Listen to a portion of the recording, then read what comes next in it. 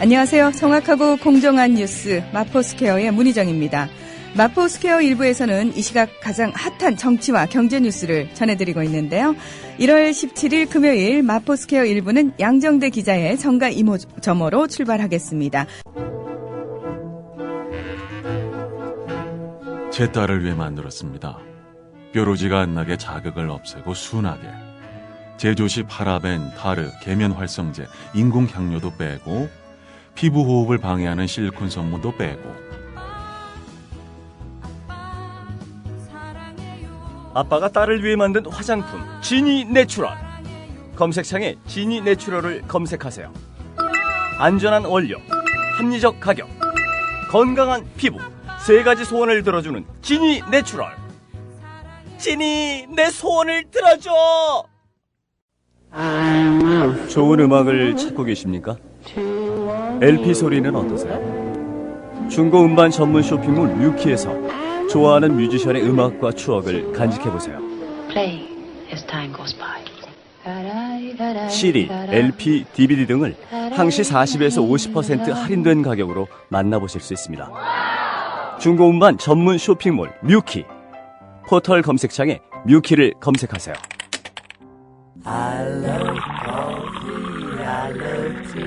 500원으로 즐기는 나만의 커피. 원두 쇼핑몰 헝그리 커피. 최정상급 로스터가 1년 이하 최고급 뉴크롭 생두를 로스팅해 즉시 배송해드립니다. 대량 구매 시 가격이 할인됩니다. 검색창에 헝그리 커피를 검색하세요. 헝그리커피.com. 헝그리 커피에서 원두를 구매하시는 분들께는 차량용 국민TV 스티커 2매를 함께 보내드립니다.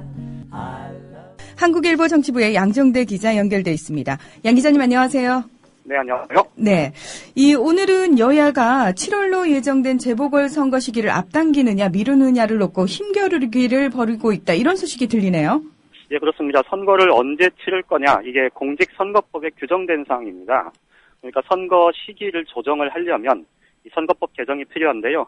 오늘 여야 원내대표가 약속에 한 듯이 7월 30일 또 10월 29일 올해 이렇게 두 차례 지금 재보궐선거가 예정이 되어 있는데요. 네. 이 두 차례로 예정된 재보궐선거를 한 차례로 줄이자, 이런 얘기를 해놨습니다. 그런데 이제 언제 치를 거냐 그러면 이 문제를 두고는 여야의 의견이 다른데요. 새누리당 최경환 원내대표는 주요 당직자 회의에서 6.4 지방선거와 함께 치르자, 이런 제안을 했고요.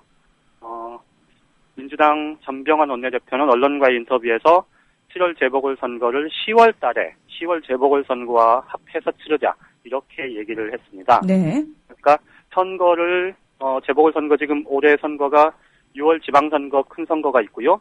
7월 말에 7월 30일 날 재보궐선거가 한번 치러질 거고, 그다음에 10월 29일 날 재보궐선거가 한 번 더 치러지니까 이게 시기적으로 보면 5개월 새에 큰 선거가 3번 치러지는 것 아닙니까? 그렇죠. 이것에 대한 좀 국민적인 피로도, 너무 선거 치르느라고 좀 정치권의 논란들이 커지면서 전국 운영에 부담이 될 수 있다. 이런 부분들에 대해서 여야가 공히 조정을 좀 해야 되겠다, 이런 의견을 내놓은 건데요. 네. 다만 7월 달에 치러질 재보궐선거를 새누리당은 6월 지방선거로 앞당겨서 한꺼번에 치르자, 이런 주장을 하고 있는 거고요. 민주당은 7월 재보궐선거를 10월 달 재보궐선거하고 합쳐서 치르자, 이렇게 지금 얘기를 하고 있는 겁니다. 네. 여야 모두 이 문제를 다음 주부터 국회 정치개혁특별위원회 논의에서 본격적으로 좀 논의를 시작하겠다, 이런 입장입니다. 네, 일단 2번으로 예정된 재보선을 1번으로 줄이자, 여기는 합의를 했는데, 네. 자, 언제 치를 것이냐, 이게 이제 관건일 것 같습니다. 아무래도 여야의 주장에는 정치적 이해관계가 깔려 있다고 봐야겠죠? 그렇습니다. 최경환 새누리당 원내대표가 당리당략을 떠나서 선거에만 매몰되지 않도록 선거의 유불리를 떠나서 제도화하자, 뭐 이런 얘기를 오늘 했는데요. 네. 이 말 굳이 그대로 믿을 국민 없으시겠죠. 예. 네. 횟수를 줄이는 방식을 두고 여야가 이견을 보이는 건 말씀하신 대로 이 정치적 이해관계가 다르기 때문이라고 봐야 될 것 같습니다. 지금 새누리당 같은 경우는 황교안 대표 체제가 5월 달이면 임기가 끝나거든요. 네. 그러니까 조만간 전당대회를 치러야 하는데 6월 달 지방선거 아주 큰 선거가 있기 때문에 전당대회를 치르려면 한 3월 정도로 앞당기거나 아니면 7월 재보궐선거까지 감안을 하면 이제 8월 달 이후로 미루게 되는 그런 상황일 텐데요. 전반적으로 지금 6월 지방선거의 전망이 아주 밝지만은 않고 또 7월 재보선도 지금 수도권이 많게는 5곳까지도 치러질 수 있어서 이게 전국적으로 미니 총선이라는 얘기가 나오면서도 특히 수도권에서 이렇게 격전지가 많아지면 아무래도 그 성적표를 자신하기 어렵지 않겠습니까? 네. 이렇게 되면 차라리 6월 지방선거에서 그 7월 재보선 지역구 이 수도권까지 그냥 묶어서 한꺼번에 이렇게 딱 그 뭐랄까요, 매를 맞더라도 한 번 맞고 빨리 지나가자 뭐 이런 생각이 좀 강한 것 같고요. 그러고 나면 이 지방선거에서 7월 재보궐선거까지 같이 치르고 나면 이제 새롭게 전당대회를 해서 새 지도부가 구성되고 하반기 전국 운영을 제대로 해나갈 수 있지 않겠느냐, 이제 이런 구상을 하고 있다고 봐야 될 것 같습니다. 네네. 특히 이제 7월달에 재보궐선거가 치러질 경우에 여당의 지방선거에서 이기게 되면 이 재보선에서는 오히려 좀 견제 심리가 더 발동을 할 수 있고요. 또 여당이 만약에 새누리당에 패하면 정권 심판론이 더 거세질 수 있어서 이 두 번 선거를 치르는 게 아무래도 굉장히 부담이 클 수밖에 없을 겁니다. 네, 이 민주당의 생각은 또 다를 것 같은데요. 그렇습니다. 민주당에서는 어쨌든 6월 지방선거에서 정권 심판론으로 좀 판을 한번 크게 흔들고 그다음에 7월달 재보궐선거에서 이거를 한 번 더 가는 것보다는 이 새누리당 지도부가 이제 6월 지방선거 이후에 들어서면 10월 재보궐선거까지 묶어서 치르게 되면 이 7월 재보궐선거 또 10월 재보궐선거 아무래도 지금도 미니 총선 얘기가 나오는데 판이 더 커지지 않겠습니까? 이 더 커진 판을 좀 적극적으로 활용을 해서 새누리당에 새로 들어선 지도부도 좀 흔들면서 전국 주도권을 쥐고 가겠다, 이런 판단을 하고 있다고 봐야 될 것 같습니다. 네.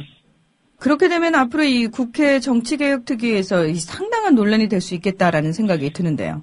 그렇습니다. 그렇지 않아도 지금 정치개혁특위 지방선거 정당 공천 폐지 문제, 또 교육감선거제도 개편 문제, 이 지방선거를 5개월도 남겨두지 않고 지금 선거 룰 바꾸는 문제로 여야가 연일 시끄럽지 않습니까? 그렇죠. 여기다가 7월 재보궐선거 시기 조정 문제까지 겹쳐지면 이 사실 정개특위에서 과연 어떤 결론을 낼 수 있을까, 어떤 합의점을 찾을 수 있을까, 사실 좀 상당히 우려스럽다, 이런 입장을 말씀드려야 될 것 같은데요. 그렇기 때문에 오히려 이 정당 공천 폐지 문제는 지금 정치권에서 사실 쉽게 합의하기가 어려운 상황인데 어쨌든 선거 시기를 조정하는 문제, 재보궐선거 시기를 조정하는 문제는 그래도 여야가 어쨌든 언제 치를 거냐에 대해서는 입장이 좀 다를 수 있지만 횟수를 줄이는 것에 대해서는 공감대가 있다면 아무래도 좀 합의점을 찾을 가능성이 조금은 더 여지가 있다, 이렇게 말씀을 드릴 수 있을 것 같고요. 이 문제와 관련해서는 어제 민주당에서 이번 지방선거에서부터 투표 연령을 만 18세 이상으로 낮추는 것, 그리고 투표 시간을 지금 오후 6시까지로 되어 있는 것을 2시간 연장해서 오후 8시까지로 늘리는 것, 이 안을 제안을 한 게 있는데요. 네네. 투표 연령 하한까지는 모르겠지만 투표 시간 연장 정도, 이 문제와 관련해서는 큰 무리 없이 좀 여야 간의 선거 시기 조정 문제하고 합의가 될 수도 있겠다, 뭐 이런 얘기들이 나오는 게 민주당 입장에서도 6월 지방선거에서 7월 재보궐선거 때 치를 수도권 선거를 앞당겨 치르는 문제에 대해서 뭐 크게 반대하지는 않을 거다, 이런 얘기들이 나오는 게요. 7월 말이면 한참 휴가철이고 그래서 사실은 민주당 입장에서는 투표율이 굉장히 낮을 수밖에 없고 또 젊은 층의 투표율은 더 떨어질 수밖에 없어서 네. 사실 7월 달에 치르는 것 자체를 크게 뭐 이렇게 반겨하지 않는다는 점에서 보면 7월 지방선거를 6월로 땡기고 대신 투표 시간은 좀 더 연장을 하고 아마 이런 쪽에서 접점이 찾아질 수도 있겠다, 이런 전망을 해볼 수 있을 것 같습니다. 네. 이 기초선거 정당 공천 폐지 문제를 가지고 오늘은 또 새누리당이 여야가 함께 대국민 사과를 하자, 이렇게 제안을 했습니다. 예, 그렇습니다. 오늘 다소 뜬금없는 제안이다 이렇게 봐도 되지 않을까 싶은데요. 네. 대선 공약 폐기, 자기들이 폐기하면 자기 사과하면 될 일이지. 이게 대선 공약은 지키겠다 이렇게 해서 당내 논란에도 불구하고 이제 폐지 당론까지 확정한 민주당 보고 함께 사과하자고 얘기하는 게 상식적으로 좀 납득이 되지 않는데요. 네네. 오늘 윤상현 새누리당 원내 수석부 대표가 김대중 전 대통령이 지방자치제 부활의 주역이었고 1990년 정당 공천 배제는 위헌 소지가 있다고 언급했다. 이러면서 아무리 대선 공약이었어도 위헌 가능성과 부작용 확대를 무시하고 막무가내로 공약을 집행할 수는 없는 일이다. 이렇게 주장을 했습니다. 국회 정개특위 새누리당 간사인 김학용 의원은 정당 공천 폐지 시 위헌 소지가 있다는 것을 모르는 건지 위헌임을 알고도 모르는 척하고 계속 말장난하는 건지 민주당에 묻고 싶다 이런 얘기를 했는데요. 그러면서 민주당에게 대선 공약을 이게 좀 부실하게 대선 공약을 여야가 함께 모두 만들었으니 이 부분에 대해서 함께 대국민 사과를 하자 이런 제안을 한 겁니다.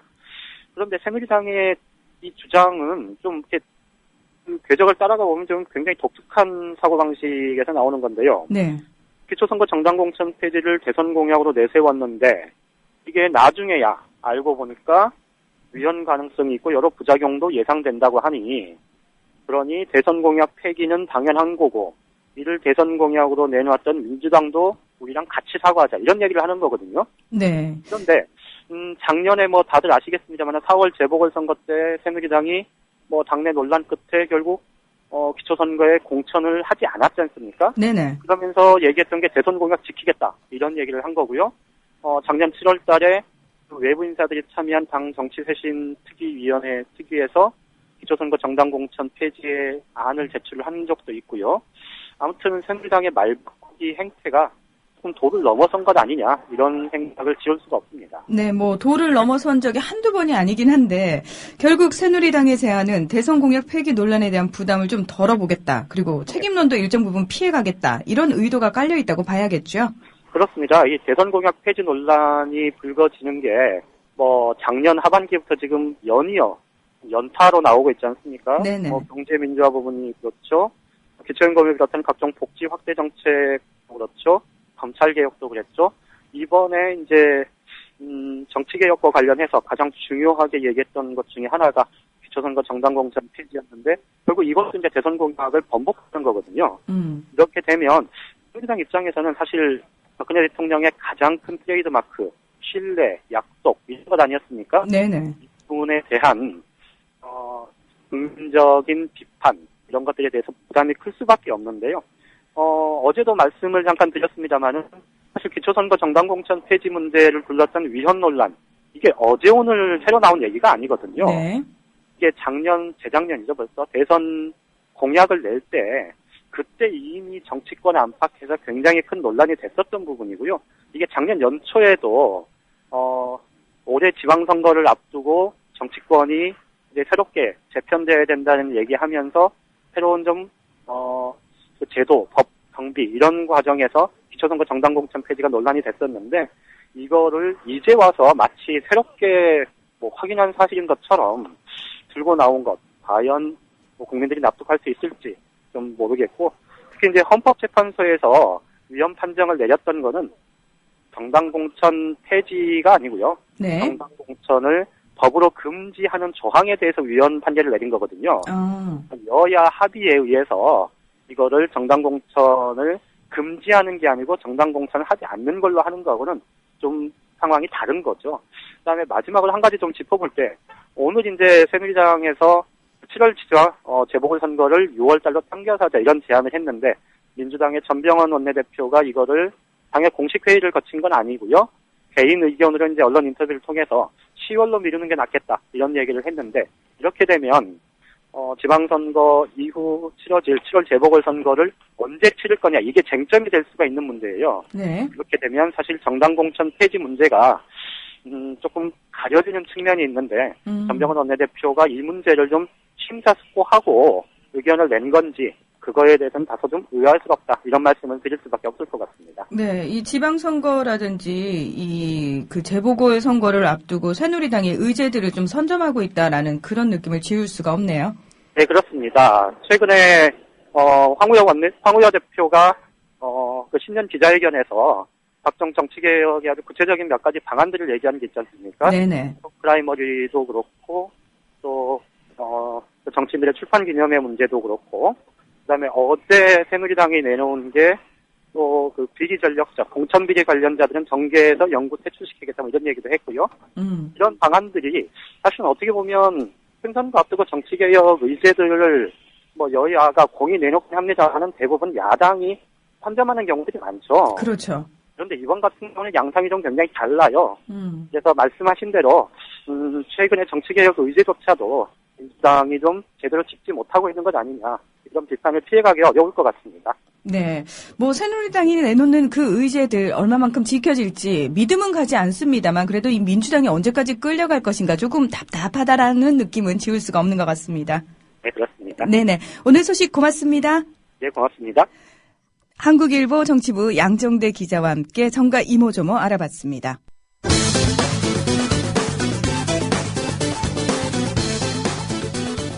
어제 SBS 8시 뉴스.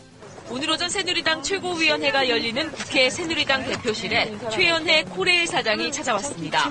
회의가 끝날 때까지 밖에서 기다린 최 사장은 황우여 대표와 20분간 따로 만났습니다.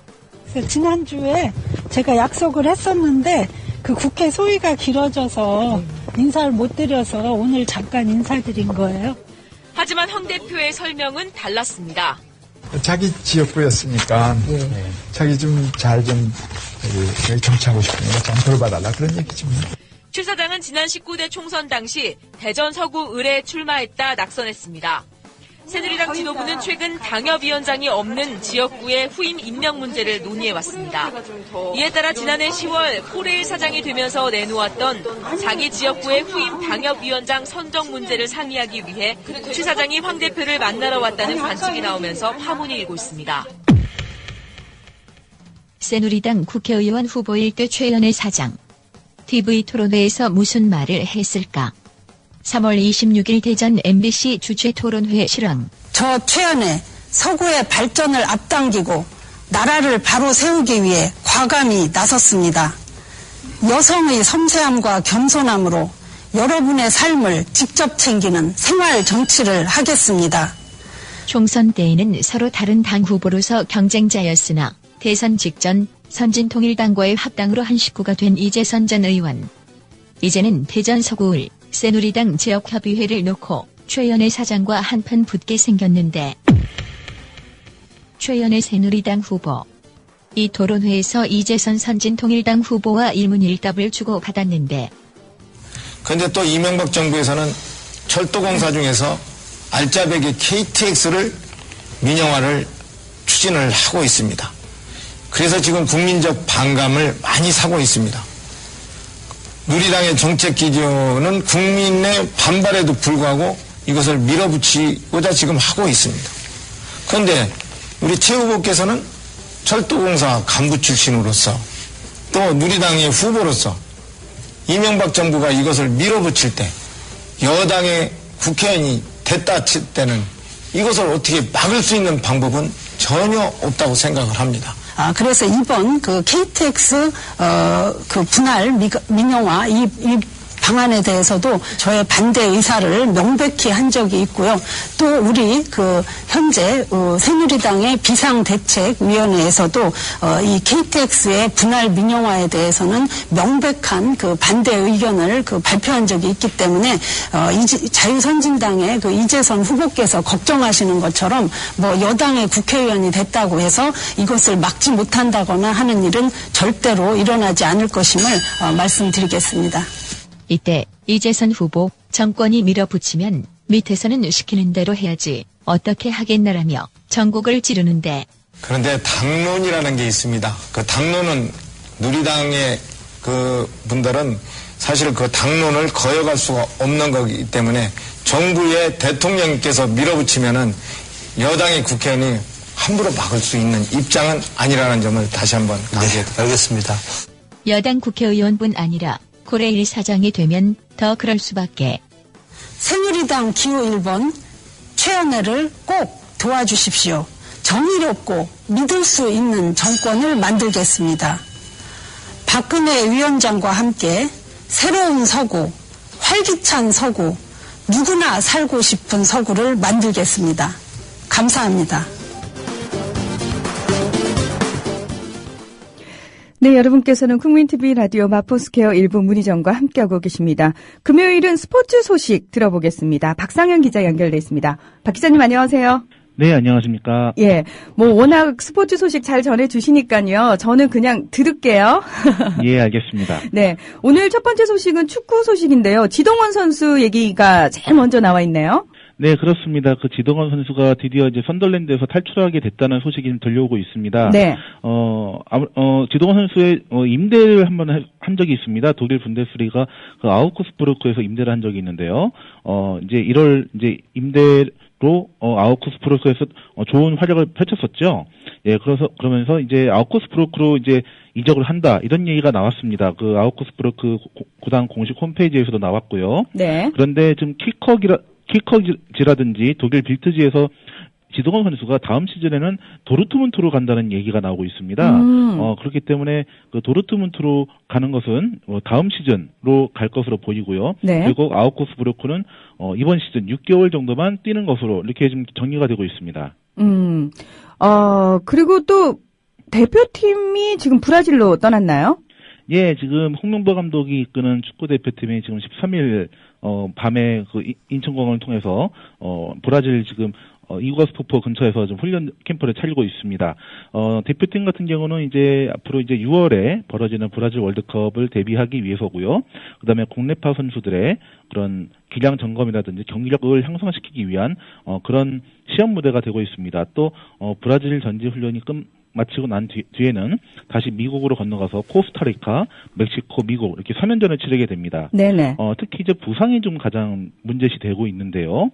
지금 현재 그 하대성 선수가 약간 좀 심한 건 아니고요. 약간 타박상 정도로 입은 것으로 알려져 있습니다. 브라질 월드컵이 앞으로 이제 5개월도 안 남았습니다. 5개월도 안 남은 시점이기 때문에 좀 부상 상당히 조심해야 되고요. 예전에 그 2006년 독일 월드컵 때 그 이동국 선수가 원톱으로 상당히 잘 나가다가 그 K리그 경기에서 십자인대가 끊어지는 그런 부상이 있는 바람에 낙마를 한 적이 있습니다. 그렇기 때문에 그 월드컵이 가까워지면서 부상은 최고로 조심해야 되는 그런 것이 되겠습니다. 네네. 이 홍명보 감독 입장에서는 이렇게 선수들의 부상도 걱정이고 좀 믿고 맡길 수 있는 선수가 있으면 더 든든할 텐데 박지성 선수에 대한 얘기를 했어요. 네, 그 박지성 선수에 대한 얘기는 끊임없이 계속 나오고 있습니다. 아무래도 이제 홍명보 감독으로서는 베테랑이 필요하다는 얘기를 계속 끊임없이 하고 있고요. 베테랑의 중요성은 아무래도 큰 경기를 치르는 입장에서 가장 중요한 것이죠. 그렇죠. 지금 현재 대표팀에는 베테랑이 많지가 않습니다. 정성영 선수 같은 경우도 이제 우리나라에도 갈 30이 됐고요. 대부분 선수들이 다 20대 후반 또는 20대 초중반의 선수가 되겠는데 아무래도 그런 박지성 선수가 2002년 한일 월드컵부터 2010년 남아공 월드컵까지 3회 본선에 진출하지 않았습니까? 네. 그런 경험을 바탕으로 선수들이 이끌어준다면 얼마나 좋을까 이런 얘기를 하고 있습니다. 하지만 아직까지 박지성 선수의 공식적인 멘트는 아직 나오고 있지 않고요. 아무래도 그 홍명보 감독이 2월 또는 3월 초순에 직접 네덜란드로 건너가서 박지성 선수와 좀 단판을 짓지 않을까 이렇게 조심스럽게 예상을 해봅니다. 네, 국민들 입장에서는 사실 박지성 선수가 대표팀에서 조금 더 띄워줬으면 하는 마음이 있습니다. 반반이겠죠. 왜냐하면 일단 박지성 선수가 이미 대표팀에서 은퇴를 했고요. 네. 또 특히 이제 그 축구회관에 가서 특히 은퇴 기자회견까지 했기 때문에 어떻게 보면은 자의반 타의반으로 좀 끌려오는 경우가 될 수도 있습니다. 그렇기 때문에 언제까지 박지성 선수의 그런 그늘에서 벗어나지 못하고 그러고 있느냐 이런 팬들의 입장도 상당히 많습니다. 그렇기 때문에 아무래도 홍명보 감독으로서는 박지성 선수를 억지로 끌어오기보다는 정말로 조심스럽게 본인의 의향을 물어보고 박지성 선수가 조금이라도 좀 의향이 있다면 그때 가서 좀 더 박지성 선수에 대한 그런 평가를 하는 것이 좋을 것 같습니다. 네, 다음 소식 전해주시죠. 네, 그 이광종 감독이 이끄는 그 22세 이하 대표팀이 있습니다. 아무래도 22세 이하 대표팀은 올해 9월에 벌어지는 인천 아시안 게임에 출전하는 그런 팀이기 때문에 가장 중요한데요. 지금 이광종 감독이 이끄는 22세 이하 대표팀이 8강에 진출을 했습니다. 네네. 그래서 이제 19일 밤 10시에 시리아와 8강전을 치르게 되는데요. 이 경기에서 이기면 4강에 올라가게 되고요. 4강전에서는 이라크와 일본의 승자와 맞붙게 됩니다. 그렇게 되면 4강전에서 일본과 맞붙을 가능성도 있습니다. 어떻게 좀 가능성을 좀 점치고 계신가요? 네, 아무래도 시리아 같은 경우는 우리보다 좀 한 수 아래의 팀이라고 할 수 있겠습니다. 하지만 이광종 감독이 이끄는 대표팀이 아직까지는 조직력에서는 그렇게 선발이 맞지 않는 모습을 보이고 있기 때문에 좀 조심스러운 그런 경기를 해야 될 것 같습니다. 네. 자, 이번에는 야구 소식으로 좀 가보죠. 가을 야구를 끝낸 프로야구 팀들 전지 훈련에 돌입했다고요? 네, 15일이 바로 그 단체 훈련 금지 기간이었는데 이제 금지 기간이 풀리자마자 곧바로 전지 훈련을 떠났습니다. 이제 일본 오키나와라든지 미국 애리조나, 플로리다, 사이판 등등으로 지금 떠났는데요. 특히 이제 15일에는 단체로 그 팀들이 인천공항에 모여서 아주 진풍경을 겪었습니다. 그 대부분 선수들이 모두 인천공항에 모여서 출발하는 그런 진풍경이 있었는데요. 네네. 이제 앞으로 이제 전지 훈련을 통해서 체력도 키우고요. 그다음에 좀 더 기장을 닫고요. 아무래도 그 봄 전지 훈련이 가을 야구를 가는 데 있어서 가장 중요한 포인트이기 때문에 상당히 좀 중요한 전지 훈련이 될 것 같고요. 그 이후에는 이제 시범 경기가 있습니다. 네. 바로 오늘 시범 경기 일정이 발표가 됐는데요. 3월 8일부터 23일까지 벌어지게 됩니다. 그렇기 때문에 시범 경기에서도 이제 어떤 선수가 나와서 경기를 치르느냐, 특히 올 시즌부터는 외국인 타자가 한 명이 더 추가되기 때문에 그 외국인 타자의 그런 홈런 실력도 볼 수 있는 좋은 계기가 될 것으로 보입니다. 네. 농구 소식 좀 전해주시죠. 네, 오늘 또 경기가 재밌는 경기가 있습니다. 최근 서울 SK가 좀 연패에 좀 빠져 있는데요. 마침 또 선두 모비스와 울산 모비스와 격돌을 하게 됩니다. 올 시즌 SK 같은 경우는 모비스에 상당히 강한 모습을 보여줬는데, SK가 지금 약간 침체기에 좀 떨어져 있기 때문에, 네네. 선두 모비스와의 경기가 좀 상당히 중요할 것으로 보이고요. 반면에 또 안양에서는 안양 KGC와 동부의 지금 경기가 벌어집니다. 지금 현재 KGC는 9위고 동부는 10위이기 때문에, 공교롭게도 1, 2위의 대결, 그 다음에 9, 10위의 대결이 지금 오늘 하루에 벌어지게 됐습니다. 네. 일요일에도 경기가 있죠? 네, 일요일에는 SK와 KCC의 경기가 잠실학생체육관에서 벌어지는데요. 잘 아시듯이 에런 헤인즈가 김민구 선수에게 부상을 입혀서 그런 약간 좀 트러블이 좀 있었죠. 네. 헤인즈 선수가 좀 사과를 하는 그런 모습도 있었는데요. 지금 현재는 김민구 선수와 헤인즈 선수가 일요일 날 만난다고 합니다. 그러면서 지금 현재 들려오는 소식으로는 만나서 헤인즈 선수가 다시 한번 사과를 하고 그다음에 김민구 선수가 이를 받아들이는 그런 모습이 연출될 것 같습니다. 네, 이제 동계올림픽 얼마 남지 않았습니다. 네, 그렇습니다. 동계올림픽에서 가장 중요한 것은 아무래도 김연아의 피겨스케이팅, 또 모태범 이상화의 스피드 스케이팅도 있지만은 예. 쇼트트랙도 좀 있죠. 그렇죠. 지금 현재 좀 봐서는 남자 대표팀은 약간 좀 전망이 좀 어두운 반면에 여자 대표팀은 상당히 좀 전망이 밝습니다. 특히 중국 같은 경우에 왕망 선수가 지금 발목 골절로 지금 나오지 못한다는 얘기가 좀 들려오고 있습니다. 네. 왕망 선수가 바로 중국 쇼트트랙의 에이스이기 때문에 아무래도 이 선수가 빠진다면 여자 쇼트트랙 대표팀으로서는 상당히 좀 좋은 결과가 예상이 되고요. 반면에 남자 대표팀 같은 경우는 이렇다 할 에이스가 없는 반면에 러시아에 바로 안현수 선수가 있거든요. 예, 네. 러시아로 귀화를 했죠. 네, 빅토르 안이라고 좀 부르는데 네. 상당히 좀 잘 상승세에 있습니다. 그렇기 때문에 남자 쇼트트랙 대표팀이 메달 가능성이 좀 더 떨어지고 있다. 그럼 조심스럽게 이렇게 예상해 봅니다. 네, 이 동계올림픽도 기대를 걸고 계신 분들 많으실 텐데요. 우리 선수들 그때까지 좀 훈련해서 부상이 없었으면 좋겠네요. 네, 아무래도 가장 중요한 것이 부상을 방지하는 것이겠죠. 그렇겠습니다. 예. 자, 오늘 스포츠 소식 고맙습니다. 예, 감사합니다. 네, 오늘의 스포츠 소식 박상현 기자와 함께 이야기 나눠봤습니다. 자, 마포스퀘어 1부는 여기서 마무리를 하고요. 잠시 후 임승수의 쉬운 자본론 읽기로 다시 찾아오겠습니다.